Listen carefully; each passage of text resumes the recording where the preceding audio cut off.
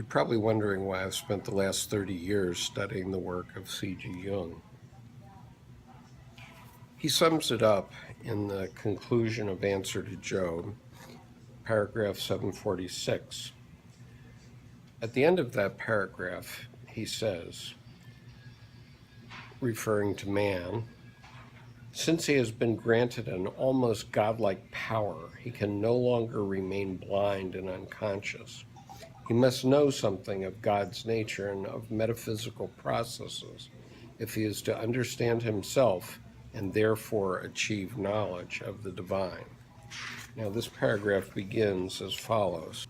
The only thing that really matters now is whether man can climb up to a higher moral level, to a higher plane of consciousness, in order to be equal to the superhuman powers which the fallen angels have played into his hands. But he can make no progress with himself unless he becomes very much better acquainted with his own nature.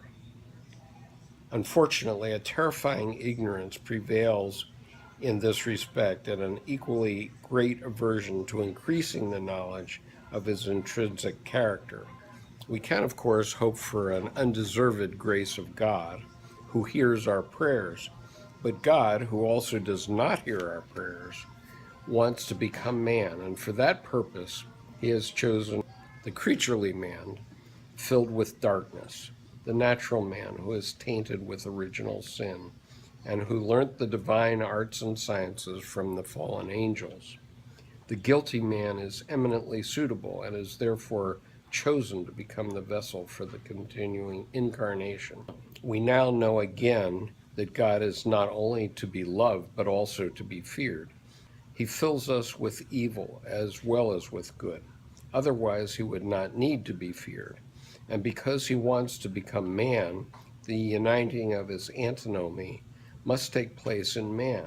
This involves man in a new responsibility. He can no longer wriggle out of it on the plea of his littleness or nothingness.